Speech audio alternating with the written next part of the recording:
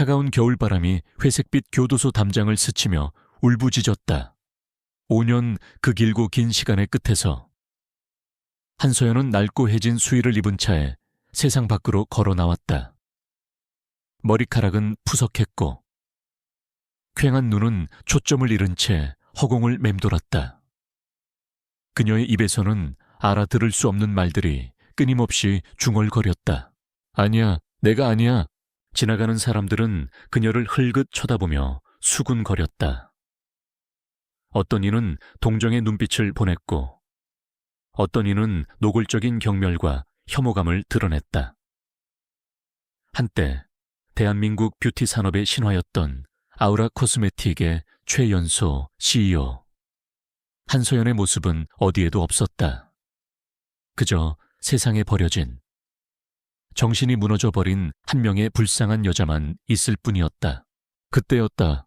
기익 날카로운 마찰음과 함께 주변의 칙칙한 풍경과는 전혀 어울리지 않는 검은색 세단 한 대가 그녀의 바로 앞에 멈춰 섰다.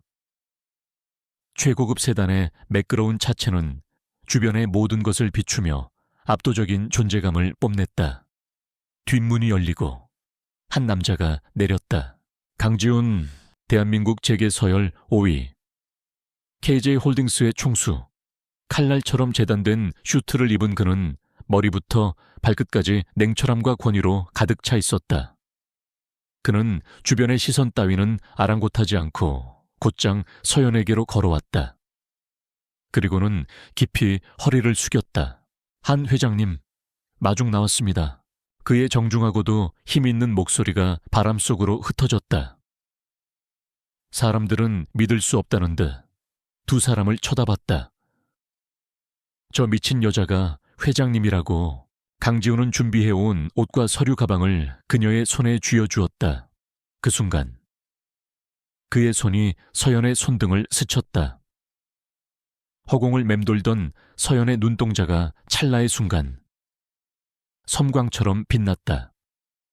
그 눈빛은 더 이상 미친 여자의 것이 아니었다.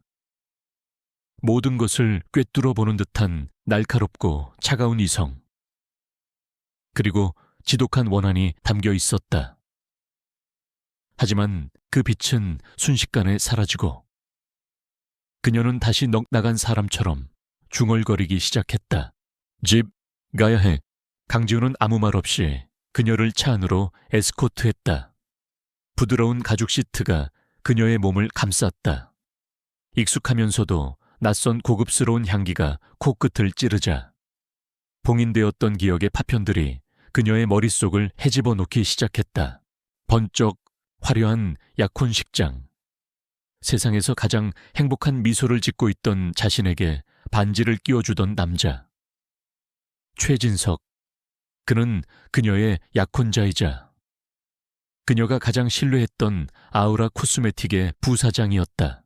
서연아, 널 위해서라면 뭐든지 할 수 있어. 달콤했던 속삭임은 이제 칼날이 되어 심장을 도려냈다. 번쩍 자신을 꼭 껴안으며 기뻐하던 사촌 동생.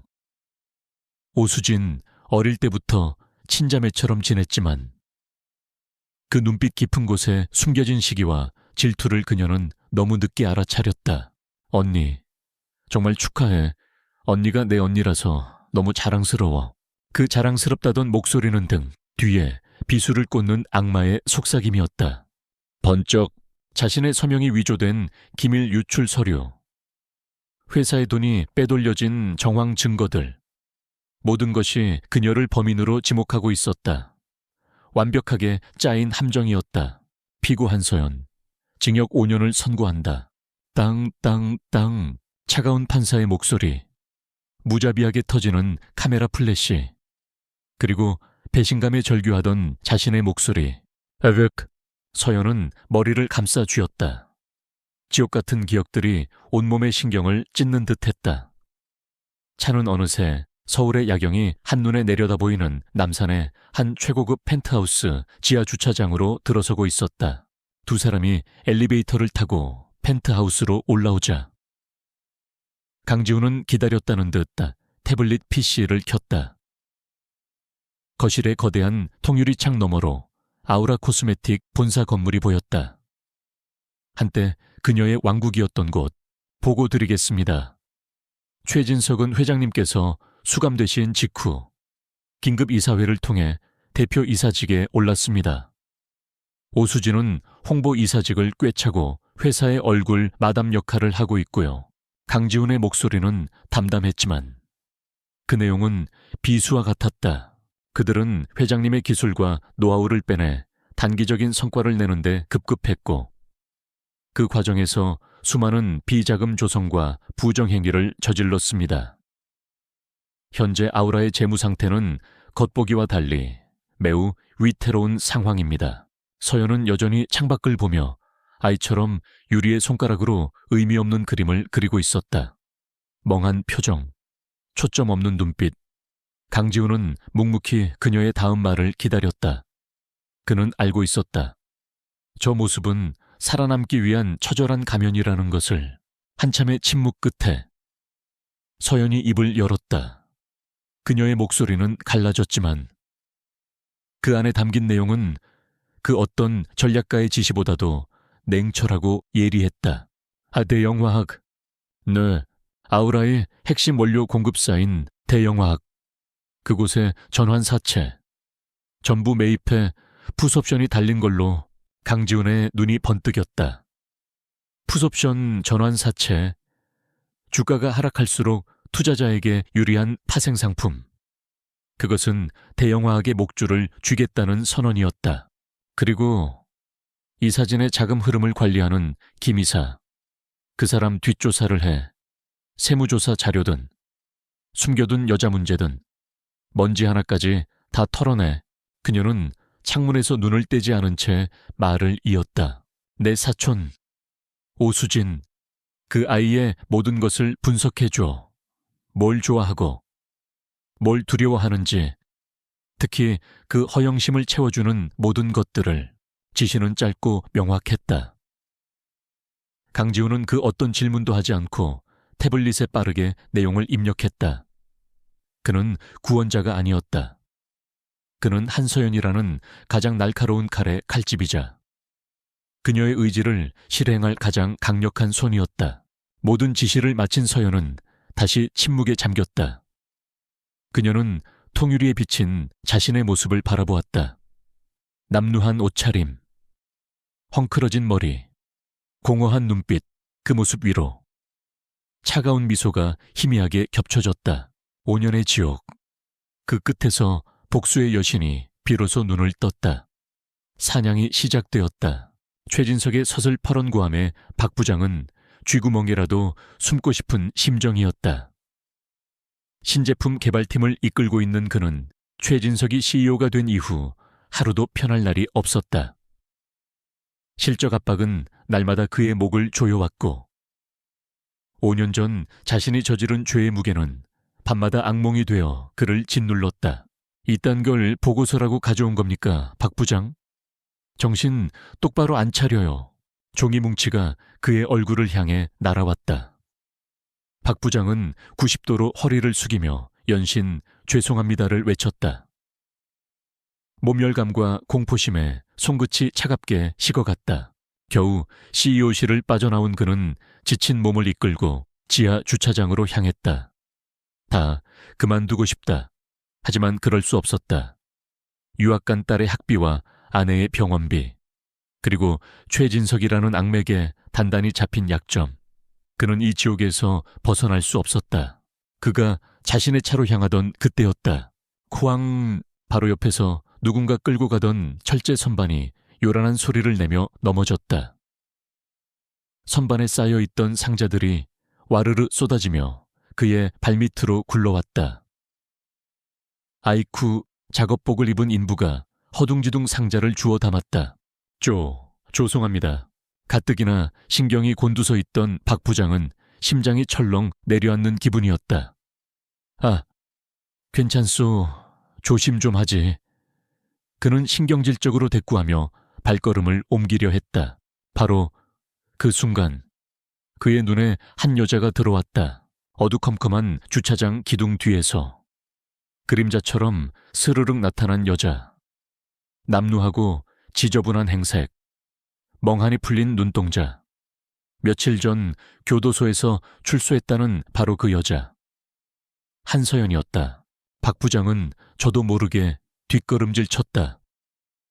왜 저 여자가 여기에 소름이 오소소 돋았다. 그녀는 마치 이 세상 사람이 아닌 것처럼 유령처럼 그를 향해 천천히 다가왔다. 입에서는 여전히 알아들을 수 없는 소리를 중얼거리고 있었다. 찾아야 해. 내꺼. 박 부장은 역겨움과 공포심에 얼굴을 굳히며 그녀를 지나치려 했다. 그가 그녀의 옆을 스쳐 지나가는 찰나. 그녀의 목소리가 그의 귓가에 섬뜩하게 파고들었다. 세 번째 장, 붉은 잉크 번졌는데. 박 부장의 심장이 멎는 것 같았다. 그 말은 5년 전 자신이 위조했던 서류에 대한 이야기였다. 급하게 도장을 찍다가 잉크가 살짝 번졌던 것. 그 사실은 자신과 최진석, 단 두 사람만이 아는 비밀이었다. 그런데 어떻게 저 미친 여자가, 그가 공포에 질려 그녀를 돌아보자. 서연은 그의 눈을 똑바로 마주쳤다. 텅 비어있던 그녀의 눈동자가 그 순간만큼은 모든 것을 꿰뚫는 아마추게 심연처럼 깊었다. 그녀가 다시 속삭였다. 째깍, 째깍, 밤 11시 4분. 시계소리가 시끄러웠어. 밤 11시 4분. 그것은 자신이 최진석에게 위조 서류를 건네주었던 정확한 시간이었다. 당시 그의 사무실 벽시계 소리가 유난히 크게 들렸던 것까지 기억이 생생했다. 박 부장은 온몸의 피가 차갑게 식는 것을 느꼈다. 이건 미친 게 아니다. 이건 저주다. 원혼이다. 서연은 한 걸음 더 다가왔다. 박 부장은 공포에 질려 숨조차 쉴 수 없었다. 따님, 눈이 참 예쁘던데. 당신을 닮았어. 그 눈으로 아빠를 보게 하면 안 되는데. 딸 이야기까지 나오자 박 부장의 이성은 완전히 무너져 내렸다. 이것은 명백한 협박이었다. 그는 비명을 지르며 그녀를 거칠게 밀치고 자신의 차를 향해 미친 듯이 달렸다. 저리가, 이 악귀 같은 년. 뒤를 돌아볼 용기도 없었다. 차에 올라타 시동을 걸고 미친 듯이 엑셀을 밟아 주차장을 빠져나왔다. 백미러를 통해 본 그녀는 여전히 그 자리에 서서 텅 빈 얼굴로 희미하게 웃고 있었다. 그 모습은 박 부장의 뇌리에 영원히 지워지지 않을 낙인처럼 새겨졌다. 차 안에서 그는 가쁜 숨을 몰아쉬며 핸들을 쥔 손을 덜덜 떨었다. 귀신이야. 한서연의 원혼이 날 찾아온 거야. 그는 제정신이 아니었다. 이대로는 미쳐버릴 것 같았다. 그는 구원이라도 청하듯 떨리는 손으로 최진석에게 전화를 걸었다. 신호음이 몇 번 울리고 짜증 섞인 최진석의 목소리가 들려왔다. 왜 또 전화야? 박 부장. 대표님 큰일 났습니다. 방금 제가 그 여자를 봤습니다. 그 여자라니 누구? 한서연 말입니다. 주차장에서 한서연을 만났습니다.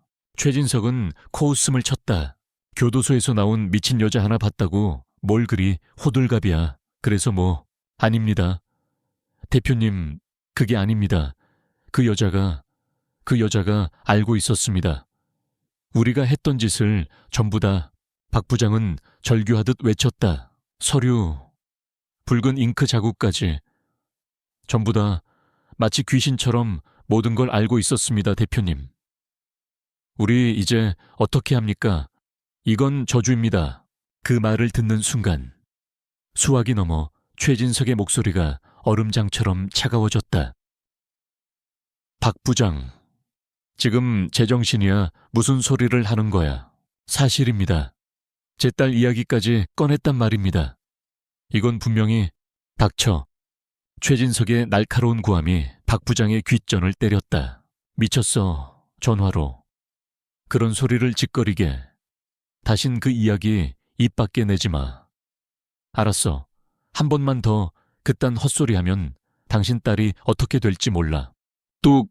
전화는 일방적으로 끊겼다. 박 부장은 끊어진 전화기를 붙들고 망견자실했다. 최진석의 마지막 말은 위로가 아닌 또 다른 협박이었다. 그는 이제 사방이 막힌 도간에 든 쥐 신세가 되었다. 한편 남산의 펜트하우스, 강지훈은 자신의 앞에 놓인 노트북 화면을 조용히 바라보고 있었다. 화면에는 방금 전 박 부장과 최진석의 통화 내용이 음성 파형과 함께 텍스트로 변환되어 떠 있었다. 서류, 붉은 잉크 자국까지. 전화로 그런 소리를 짓거리게 강지훈의 입가에 희미한 미소가 걸렸다. 완벽한 증거였다. 그는 녹음 파일을 안전한 서버로 전송하며 옆에 선 비서에게 지시했다. 계획대로 오수진 이사의 파티 초대장을 구하도록. 복수의 첫 번째 균열이 그렇게 완벽하게 만들어졌다. 서울의 밤하늘을 수놓은 별들보다 더 화려한 불빛이 호텔 연회장을 가득 채우고 있었다. 아우라 코스메틱과 함께하는 자선 디너 파티. 그 중심에는 단연 오수진이 있었다. 눈부신 다이아몬드 목걸이와 몸매를 과시하는 붉은 드레스를 입은 그녀는 한 마리 공작새처럼 사람들 사이를 오가며 거짓된 미소를 팔고 있었다. 한서연의 사촌 동생이자 지금은 아우라의 새로운 얼굴로 불리는 홍보이사 오수진. 언론의 플래시 세례를 한 몸에 받으며 그녀는 이 거짓된 왕국의 여왕 행세를 마음껏 즐기고 있었다. 최진석은 그런 그녀를 만족스러운 눈빛으로 바라보며 재계 인사들과 와인잔을 부딪히고 있었다. 모든 것이 완벽해 보였다. 그때 연회장의 육중한 문이 열리고 한 여자가 들어섰다. 한서연이었다. 강지훈이 준비해준 장식 하나 없는 심플한 블랙 드레스는 파티의 화려함 속에서 오히려 눈에 띄었다. 머리는 단정하게 묶었지만 어딘가 초점을 잃은 듯한 멍한 표정은 그녀를 주변과 완벽하게 분리시켰다. 마치 길을 잃은 아이처럼. 그녀는 화려한 인파 속에서 어쩔 줄 몰라 하며 두리번거렸다. 사람들은 그녀를 흘긋 쳐다봤다. 누구지? 어느 집안 사람인데 저렇게 촌스럽지? 분위기 파악도 못하고 왔나 봐. 수군거림이 파도처럼 번져나갔지만 아무도 그녀가 5년 전 사라졌던 비운의 CEO 한서연이라고는 상상조차 하지 못했다. 하지만 오수진은 그녀를 한눈에 알아보았다. 자신에게 아첨하던 무리들과 웃고 떠들던 그녀의 얼굴이 순간 굳어졌다. 믿을 수 없다는 경악. 뒤이어 나타난 것은 지독한 경멸과 잔인한 희열이었다. 감히 저 미친년이 이곳에 나타나 잘 되었다. 오늘 모든 사람들 앞에서 저 여자의 비참한 현실을 똑똑히 보여주리라. 오수진은 일부러 큰 소리로 주변의 이목을 끌며 서연에게 다가갔다. 그녀의 친구들이 뒤를 따랐다. 어머나 세상에. 서연 언니, 정말 언니 맞아. 내 눈을 믿을 수가 없네. 역겨울 정도로 달콤한 목소리. 연회장의 시선이 순식간에 두 사람에게로 집중되었다. 오수진은 기다렸다는 듯이 서연의 팔을 잡고 슬픈 표정을 지어 보였다. 여러분, 제 사촌 언니 서연이에요. 아시다시피 오랫동안 요양을 좀 하다가 얼마 전에 나왔답니다. 이렇게 건강한 모습으로 파티에 와주다니. 내가 다 눈물이 나려고 하네. 요양이라는 단어에 힘을 주어 말하는 오수진의 의도는 명백했다. 그녀는 공개적으로 한서연에게 정신병자 전과자라는 낙인을 찍고 있었다. 주변에서 비웃음 소리가 터져 나왔다. 저 여자가 그 한서연이었어. 꼴이 말이 아니네. 정신병원에서 바로 온 건가 위험한 거 아니야. 옷 입은 것 좀 봐. 정말 한심하다. 온갖 조롱과 멸시가 비수처럼 날아와 꽂혔다. 하지만 서연은 아무런 반응도 보이지 않았다. 그저 텅 빈 눈으로 오수진을 바라볼 뿐이었다. 울거나 소리치기는커녕. 미동조차 없는 모습, 그 반응이 오히려 오수진의 심기를 건드렸다. 그때 최진석에게 잘 보이고 싶어 안달이 난 한 재벌 2세가 나섰다.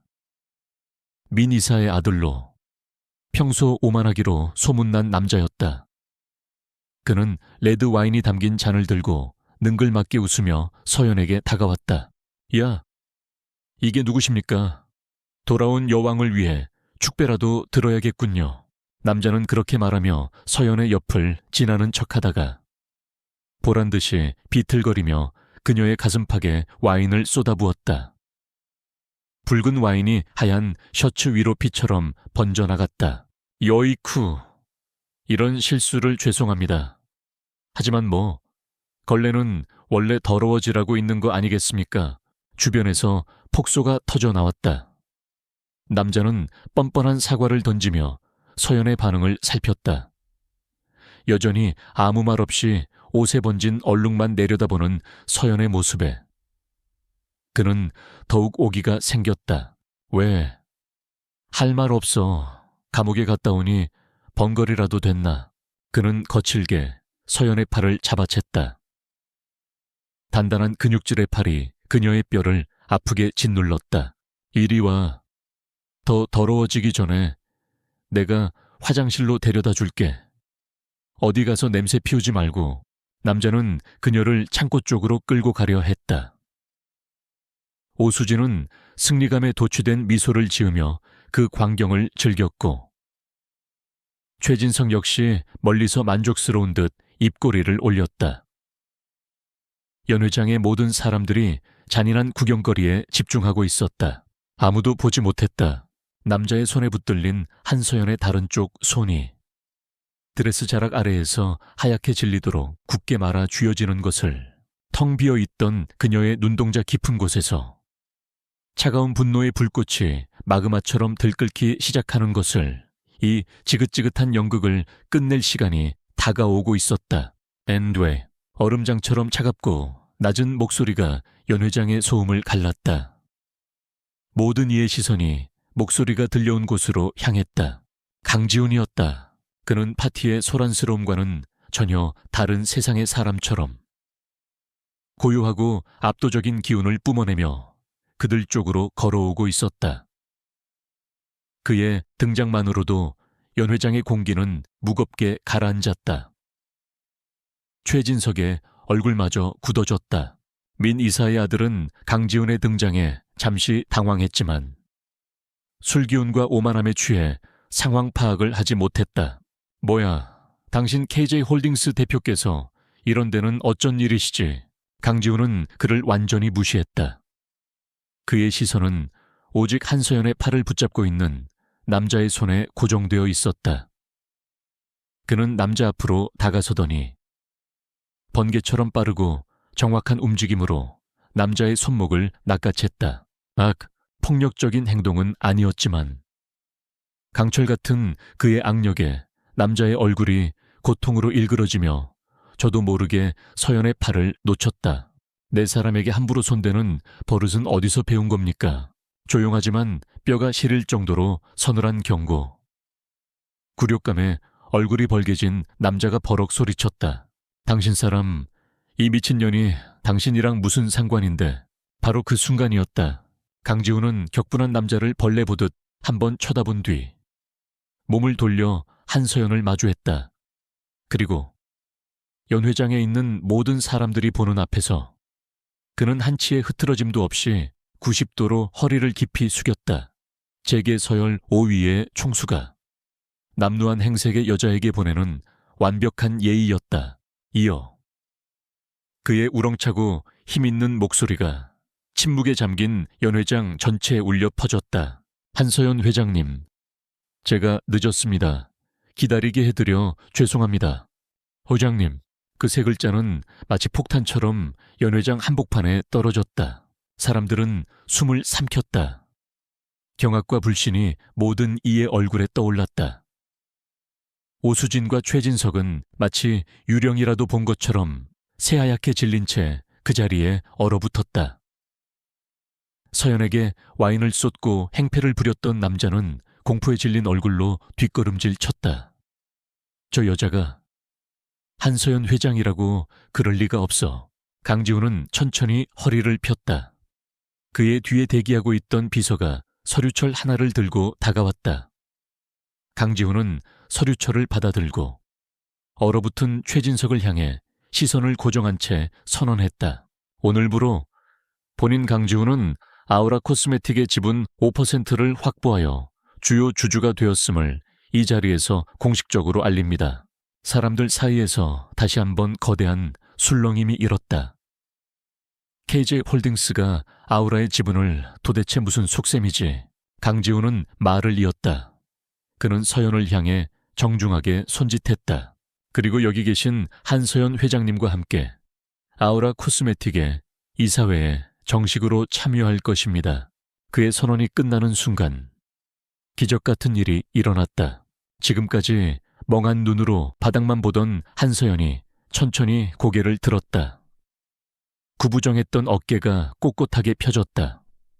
공허하고 불안정하던 그녀의 눈빛은 온데간데 없이 사라지고 그 자리에는 모든 것을 꿰뚫어 보는 듯한 날카로운 지성과 얼음 같은 냉소, 그리고 불타는 복수심이 자리 잡았다. 그녀는 더 이상 정신 나간 죄수가 아니었다. 자신의 왕국을 되찾으러 온 진짜 여왕이었다. 강지훈의 비서가 하얀 손수건을 건넸다. 서연은 그 손수건을 받아 옷에 묻은 와인을 닦지 않았다. 대신 와인이 묻은 자신의 손을 마치 더러운 것을 닦아내듯 우아하게 닦아냈다. 그리고 그녀는 겁에 질려 파들파들 떨고 있는 오수진에게로 시선을 옮겼다.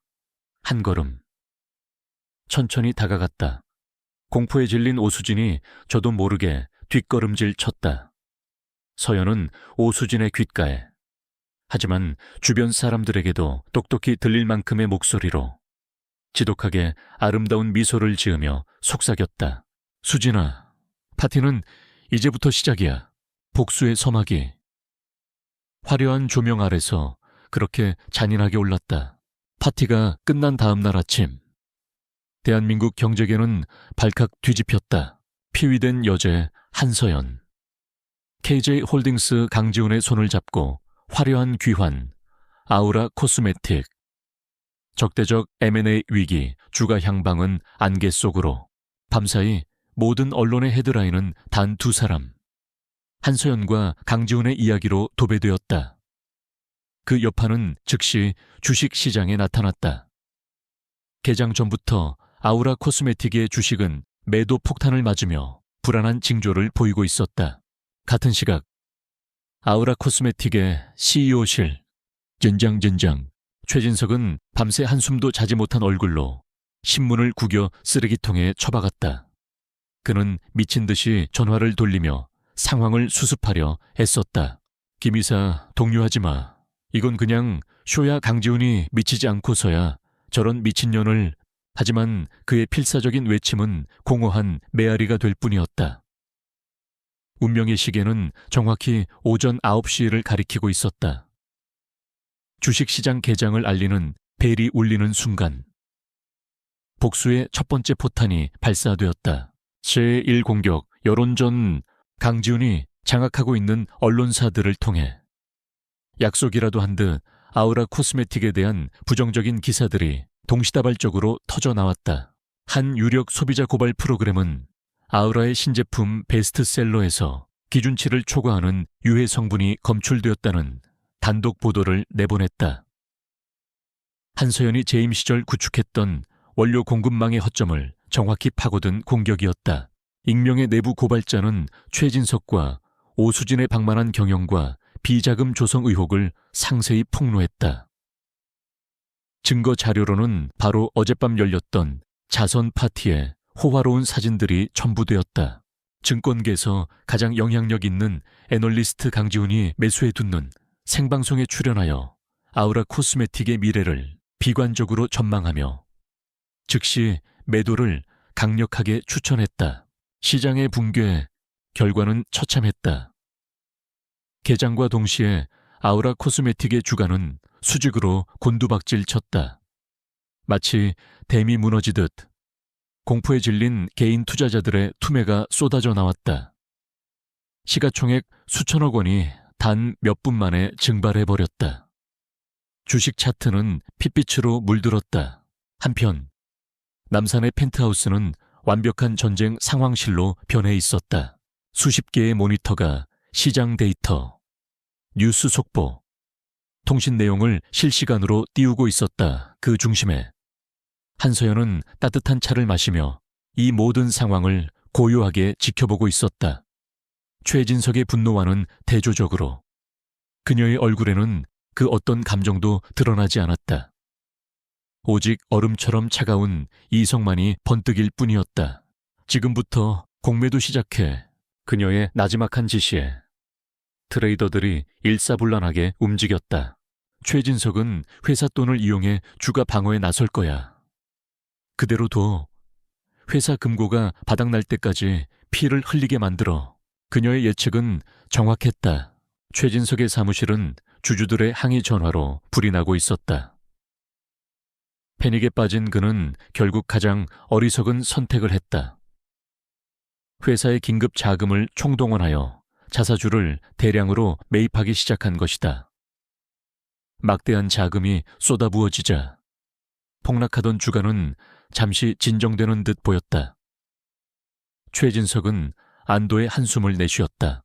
하지만 그것이야말로 한서연이 파놓은 함정의 마지막 단계였다. 제2호 공격 공급망 차단.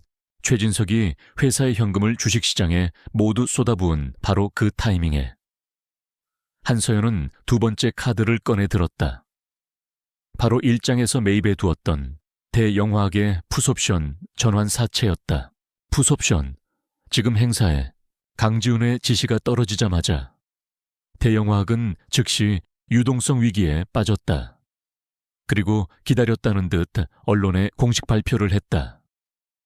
거래 파트너인 아우라 코스메틱의 경영 불안정성으로 인해 핵심 원료 공급을 잠정적으로 중단하기로 결정했다. 이 뉴스는 시장에 떨어진 두 번째 핵폭탄이었다. 가까스로 방어하던 주가는 이제 둑이 터진 강물처럼 쏟아져 내렸다. 결국 아우라 코스메틱의 주가는 개장 1시간 만에 하한가를 기록했다. 최진석이 주가 방어를 위해 쏟아부었던 수백억 원의 회사 돈은 그대로 공중분해되었다. 오후 3시 30분. 폐장을 알리는 소리가 울렸다. 하루 만에 아우라 코스메틱은 회사의 존립을 위협받을 정도의 치명적인 타격을 입었다. 긴급 소집된 이사회 회의실. 최진석을 지지했던 이사들은 이제 그를 잡아먹을 듯한 공포와 분노의 눈빛으로 쏘아보고 있었다. 그들 역시 이 거대한 배와 함께 침몰하고 있다는 사실을 깨달은 것이다. 최진석의 왕국은 내부에서부터 균열하며 무너져 내리고 있었다. 펜트하우스에서 최종 주가를 확인한 한서연은 조용히 찻잔을 내려놓았다. 그녀의 입가에 5년 만에 처음으로 희미한 미소가 떠올랐다. 첫 번째 전투는 그녀의 완벽한 승리였다.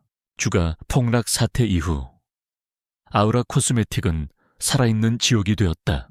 직원들은 불안에 떨며 술렁였고 협력업체들은 앞다투어 거래를 끊었다. 이사회는 매일같이 고성이 오가는 전쟁터로 변했다. 그 중심에서 최진석은 도간에 든 쥐처럼 발버둥 쳤다. 사방에서 목을 조여오는 압박감에 그는 거의 미쳐가고 있었다. 사교계의 여왕 행세를 하던 오수진 역시 하루아침에 조롱거리로 전락하자 히스테리를 부리기 일쑤였다.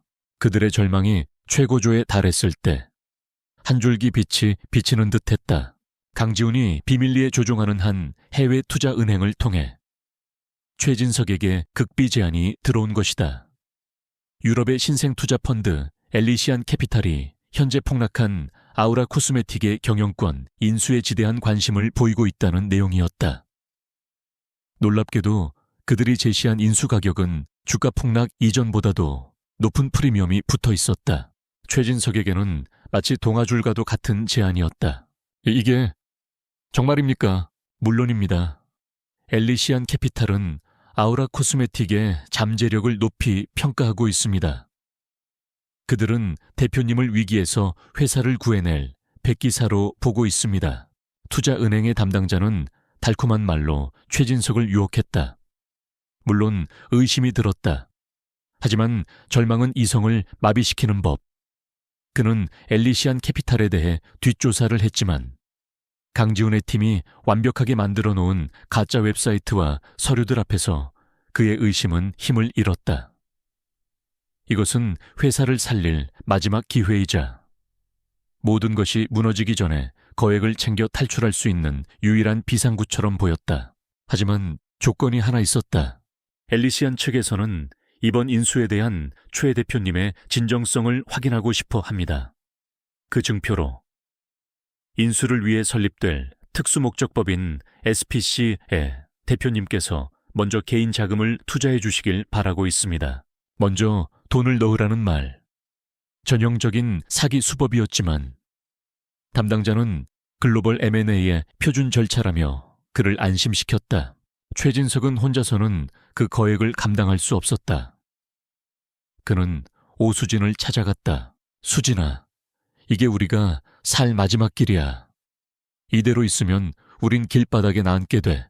그는 엄청난 수익을 약속하며 오수진을 설득했다. 몰락의 공포에 떨던 오수진은 결국 그의 제안을 받아들였다. 그녀는 자신의 명품 가방과 보석, 부동산까지 닥치는 대로 처분해 현금을 마련했다. 최진석 역시 자신이 그동안 빼돌렸던 회사의 비자금까지 모두 끌어모았다. 두 사람은 가진 모든 것을 건 위험한 도박을 시작했다. 결전의 날, 최진석의 사무실에는 무거운 긴장감이 감돌았다. 두 사람은 컴퓨터 모니터 앞에 앉아 거액의 자금이 찍힌 인터넷 뱅킹 화면을 보고 있었다. 손가락이 파들파들 떨렸다.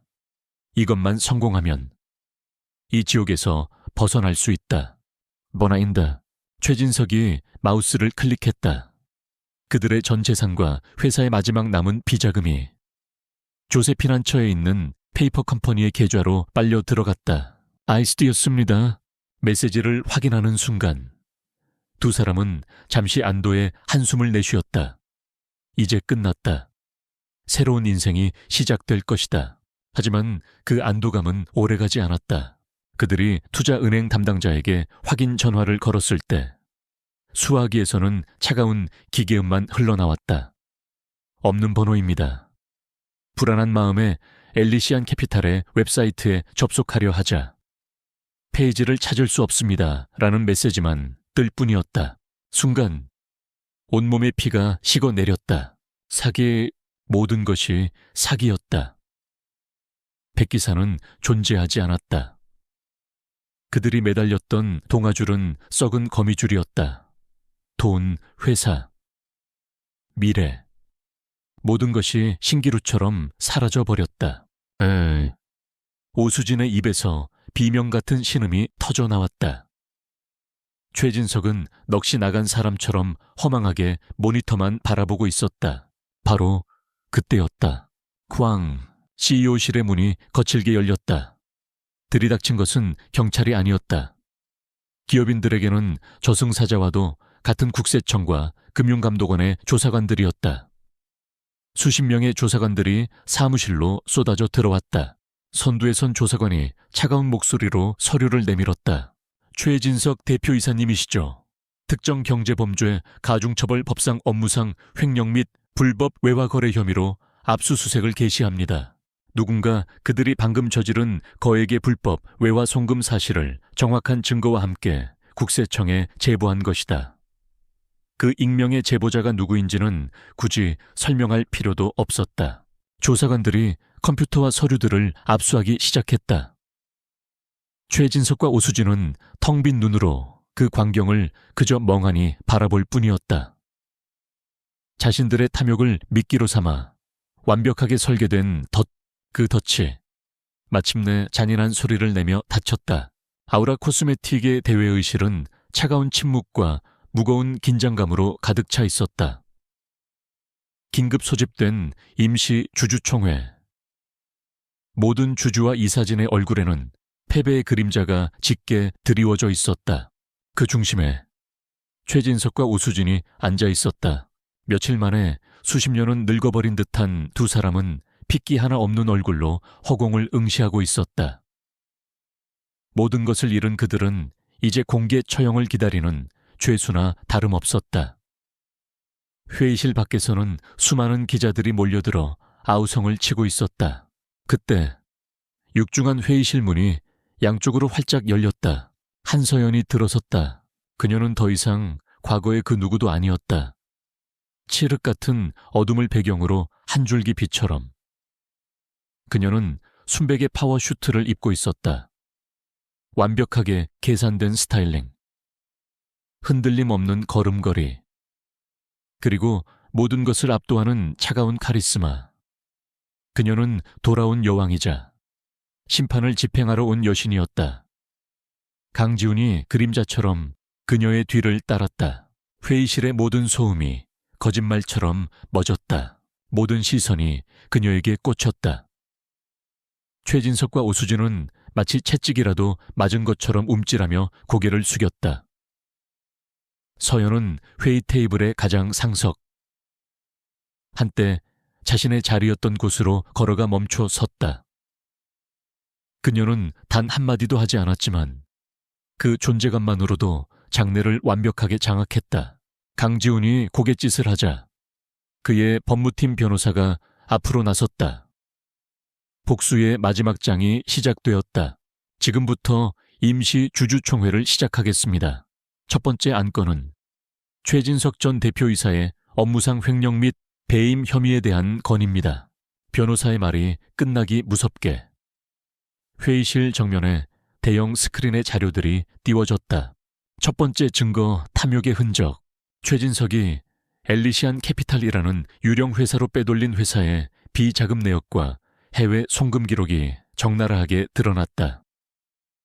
주주들 사이에서 경악과 분노의 탄식이 터져 나왔다. 두 번째, 증거 공모의 목소리. 서류, 붉은 잉크 자국까지. 전부 다 마치 귀신처럼 모든 걸 알고 있었습니다. 회의실에 박 부장의 절박한 목소리가 울려 퍼졌다.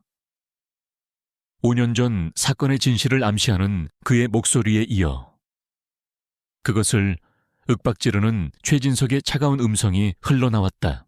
미쳤어. 전화로. 그런 소리를 짓거리게 다신 그 이야기 입 밖에 내지 마. 빼도 박도 못하는 증거.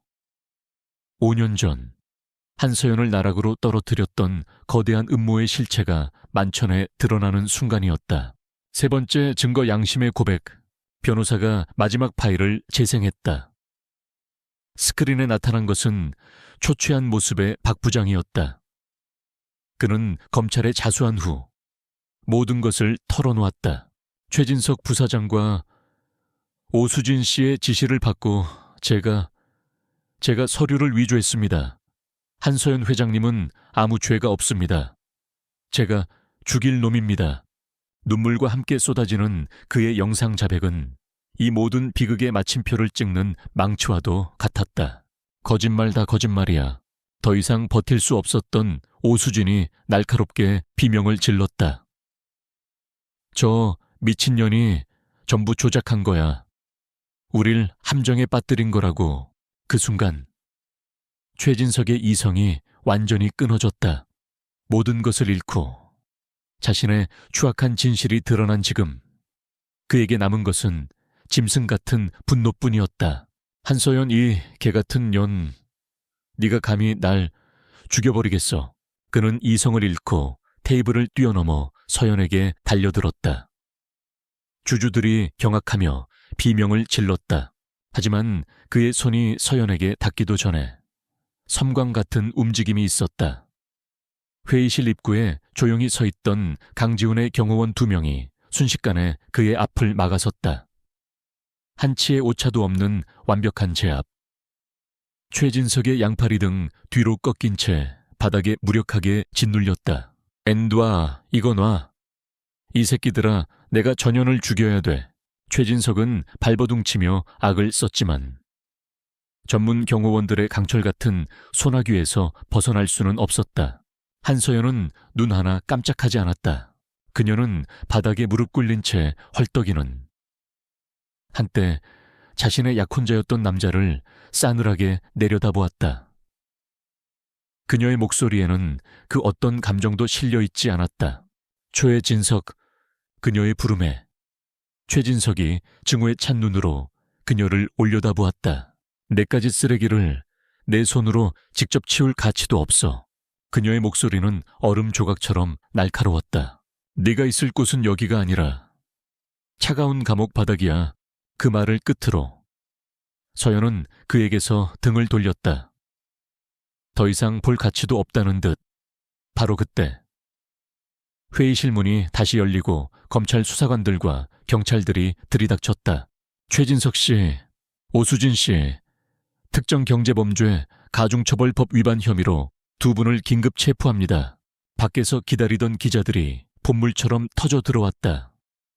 수백 개의 카메라 플래시가 터지는 혼돈 속에서 절규하는 오수진과 짐승처럼 울부짖는 최진석이 수갑을 찬 채 끌려나갔다. 그 아수라장의 한가운데 한서연은 홀로 우뚝 서 있었다. 모든 것을 되찾은 승자의 얼굴은 그저 고요하고 서늘할 뿐이었다. 아우라 게이트는 대한민국을 뒤흔든 거대한 스캔들이 되었다. 최진석과 오수진을 비롯한 부패 이사진의 추악한 범죄 행각이 연일 언론을 통해 낱낱이 파헤쳐졌다. 한 천재 여성 CEO의 비극적인 몰락과 5년 만의 극적인 복수극은 한 편의 영화처럼 대중의 입에 오르내렸다. 여론은 한서연에게 절대적인 지지를 보냈고 검찰은 여론의 압박 속에서 신속하고 강도 높은 수사를 진행했다. 결과는 당연한 것이었다. 최진석과 오수진에게는 특정경제범죄 가중처벌 등에 관한 법률상 횡령, 배임, 증거 위조 등 셀 수 없이 많은 혐의가 적용되어 구속 기소되었다. 그들에게 부역했던 이사진 역시 법의 심판을 피할 수 없었다. 그리고 마침내 한서연의 명예를 회복하는 날이 찾아왔다. 재심 재판이 열린 법정. 5년 전 억울한 눈물을 흘리며 피고인석에 섰던 그녀는 이제 굳건하고 당당한 모습으로 증인석에 앉아 있었다. 모든 증거는 명백했고 판결은 신속했다. 주문, 원심 판결을 파기한다. 피고인 한서연, 무죄, 땅땅땅.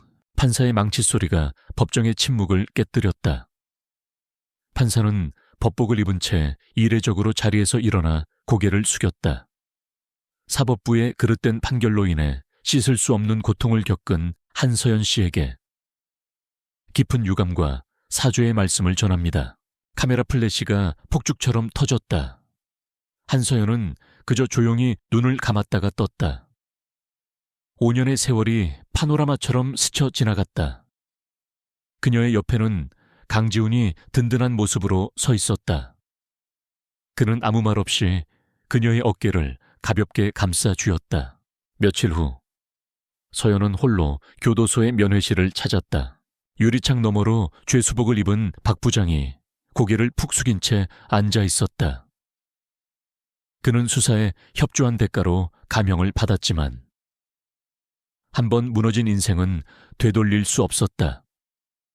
그는 차마 서연의 얼굴을 쳐다보지도 못했다. 회장님, 죄송합니다. 제가 죽을 죄를 지었습니다. 그가 모기만 한 목소리로 속죄의 말을 내뱉었다. 하지만 서연의 표정에는 그 어떤 동요도 없었다. 증오도, 연민도 아니었다. 그녀는 복수를 하러 온 것이 아니었다. 당신의 사과를 들으러 온 게 아닙니다. 서연은 조용히 입을 열었다. 당신이 저지른 진짜 죄는 서류를 위조한 게 아니에요. 당신의 비겁함입니다. 당신은 찰나의 안위를 위해 당신의 양심과 영혼을 팔았습니다. 여기서 보내는 시간 동안 똑똑히 기억하세요. 비겁함의 대가는 생각보다 훨씬 더 비싸다는 걸. 그녀는 그 말을 끝으로 자리에서 일어났다. 박 부장은 흐느끼며 무너져 내렸다. 서연은 뒤도 돌아보지 않고 면회실을 빠져나왔다. 자신의 나약함에 의해 파멸한 자에게 그녀는 더 이상 줄 수 있는 자비가 없었다. 그리고 마침내 그녀가 자신의 왕좌로 돌아오는 날, 아우라 코스메틱 본사 대강당은 수백 명의 기자들로 발 디딜 틈이 없었다. 단상 위 아우아라라는 로고 앞에 한서연이 섰다. 그녀는 과거의 상처를 완전히 벗어 던지고 오직 미래를 향한 강한 의지와 자신감으로 빛나고 있었다. 객석 맨 앞줄에는 강지훈이 앉아 믿음과 지지의 눈빛으로 그녀를 바라보고 있었다. 저는 오늘 5년의 긴 어둠을 지나 다시 이 자리에 섰습니다. 그녀의 차분하지만 힘있는 목소리가 장내에 울려 퍼졌다. 과거의 상처나 억울함에 대해 길게 이야기하지 않겠습니다. 다만 저를 믿고 기다려주신 분들께 깊은 감사의 말씀을 전합니다. 그녀는 잠시 강지훈을 향해 시선을 돌렸다. 과거에 부패하고 탐욕스러웠던 아우라는 죽었습니다. 오늘 우리는 다시 태어날 것입니다. 거짓과 탐욕이 아닌 신뢰와 품질, 그리고 투명함을 바탕으로 한 회사로 거듭날 것입니다. 저 한서연, 제 이름과 인생을 걸고 아우라 코스메틱을 여러분 모두가 자랑스러워할 수 있는 기업으로 다시 세우겠습니다. 연설이 끝나자 우레와 같은 박수와 함께 수백 개의 카메라 플래시가 쉴 새 없이 터져 나왔다. 한서연은 자신을 향해 쏟아지는 빛을 피하지 않고 당당히 마주했다. 정의를 위한 싸움은 끝났다. 이제 무너진 제국을 재건하기 위한 진짜 전쟁이 시작될 차례였다. 한서연이 CEO 사무실로 돌아온 첫날, 그녀는 최진석의 모든 흔적을 지워버렸다. 저속한 취향의 가구들은 모두 치워졌고 그녀의 안목이 담긴 미니멀하고 세련된 공간으로 재탄생했다. 제국을 재건하기 위한 첫 번째 단계는 썩은 뿌리를 도려내는 일부터 시작되었다. 그녀는 곧바로 전 부서장들을 소집했다. 회의실의 공기는 살얼음판처럼 팽팽했다. 최진석의 밑에서 아첨하며 연명하던 자들은 사형 선고를 기다리는 죄수처럼 얼굴이 하얗게 질려 있었다. 반면 능력이 있음에도 불구하고 줄이 없어 밀려나 있던 이들의 눈에는 희미한 기대감이 서려 있었다. 서연은 긴 연설을 하지 않았다. 그녀는 오직 결과와 데이터로 말했다. 마케팅팀 초의 이사님, 지난 2년간 집행한 광고비 대비 실질 매출 전환율이 7%에 불과하군요. 그 돈이면 회사를 하나 더 차렸겠습니다. 오늘부로 해고입니다. 인사팀 이 부장님, 법인카드 사용 내역을 보니 유흥주점 결제 횟수가 출근 횟수보다 많으시네요. 업무상 접대였다는 말은 하지 마시죠. 역시 해고입니다. 그녀는 한 명 한 명의 이름과 그들의 무능, 혹은 부패를 증명하는 자료를 제시하며 거침없이 칼을 휘둘렀다. 반박의 여지조차 없는 완벽한 숙청이었다. 1시간도 채 되지 않아 회사를 좀 먹던 기생충 같은 임원들이 모두 정리되었다. 그리고 곧바로 새로운 인사가 발표되었다. R&D 센터장으로. 그동안 신소재 개발팀에서 묵묵히 성과를 내 온 박진우 수석연구원을 임명합니다. 최진석에게 아부할 줄 몰라 만년연구원 신세였던 박진우의 이름이 불리자 회의실은 술렁였다. 파격적인 인사였다. 서연은 이어서 최진석에 의해 부당하게 해고되었던 옛 동료들을 다시 불러들였다. 그녀의 인사는 회사 전체에 명확한 메시지를 던졌다. 능력과 충성에는 보상이, 무능과 부패에는 처벌이 따를 것이라는 선언. 공포에 질려있던 회사 분위기는 순식간에 새로운 희망과 에너지로 바뀌기 시작했다. 며칠 뒤 한서연은 전 직원이 모인 타운홀 미팅에서 아우라 코스메틱의 미래 비전을 발표했다. 작전명은 프로젝트 피닉스, 시효제, 극단적 투명성을 원칙으로 삼겠습니다. 그녀는 제품의 모든 성분과 원료 공급망을 대중에게 100% 공개하고 경영진을 감시할 외부 독립윤리위원회를 설치하겠다고 선언했다. 둘째, R&D 최우선 정책을 부활시키겠습니다. 오수진이 낭비했던 과시용 마케팅 예산을 전액 삭감하고 그 예산을 R&D에 쏟아붓겠다고 발표했다. 회사의 본질인 품질로 다시 승부하겠다는 의지였다. 셋째, 진심을 담은 대고객 사과 캠페인을 시작하겠습니다. 과거의 스캔들에 대해 공식적으로 사과하고 문제가 되었던 제품들을 전량 리콜하여 개선된 신제품으로 교환해 주겠다는 파격적인 제안이었다.